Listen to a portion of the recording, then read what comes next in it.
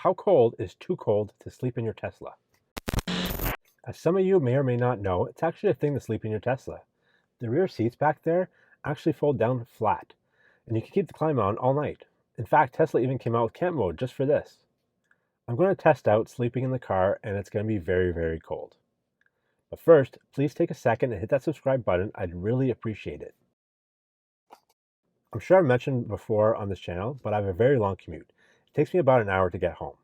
The odd time I end up working late and have to be back early the next morning. So sometimes it just makes more sense to sleep at work. I've done it a few times last winter. Actually, now that I think about it, I've only done it in the winter. Why am I not doing this in the summer? Anyways, this was prior to my own Tesla, and I didn't really document the results. So the opportunity is coming up again. But then I found out it was going to be minus 16. That's 3 degrees Fahrenheit. I started second guessing my decision, but I carried on for science. Not so much for camping, because let's be honest, no one camps in the winter. But if God forbid the unforeseen happens and you're stuck on the side of the road, or there's a major power outage, you know you'll be okay sleeping in your car.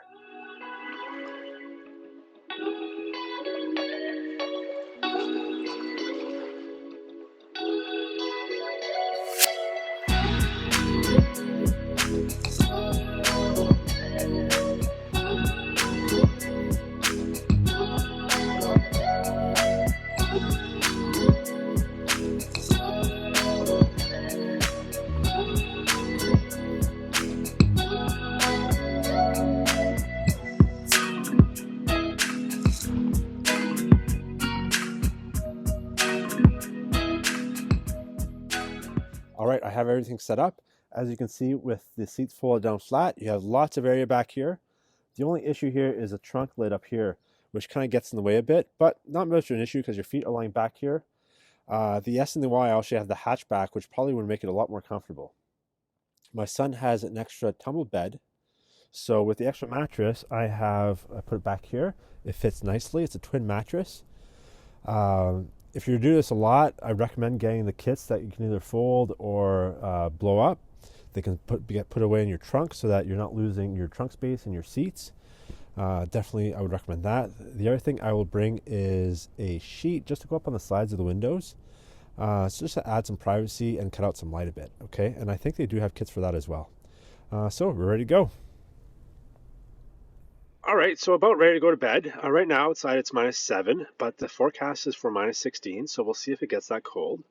Currently the car is at 60% with a big old snowflake. The camp mode is on, set at 18 degrees with manual settings down to 1. Currently I'm really toasty right now, so I'm pretty good. If you look above me, I have the EV Insulate roof panels. We'll see if these help.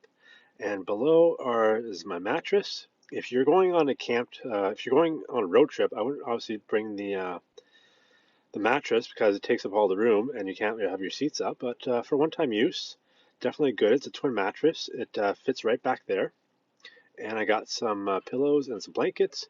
So looks like we're gonna have a good night. All right, we'll see you in the morning.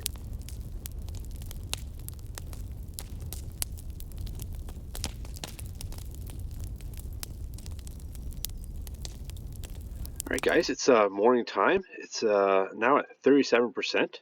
Not bad. I was expecting a little bit worse, but I guess a 2.5 drop per hour. And it's a minus 13 out, so it's a kind of a chilly day.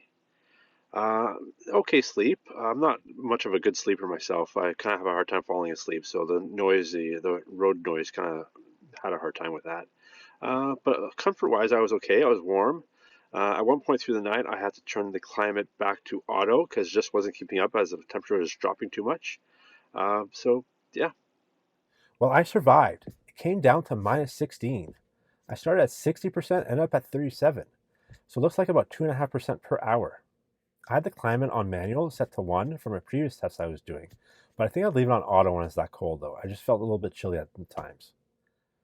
It's good to know that in an emergency situation, you can rely on your car. EVs have a massive battery, and you can take advantage of that. Just look at what's happening in Texas with the massive power outages. I've already heard stories of people down there using their Teslas in this manner to either keep warm, entertain, and even sleep.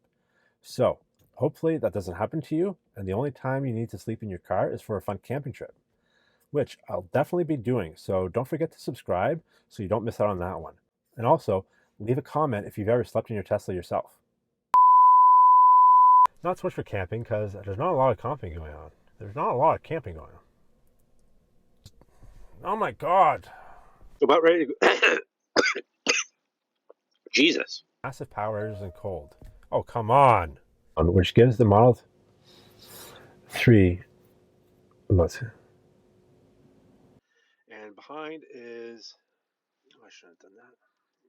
God damn it, I was doing so good.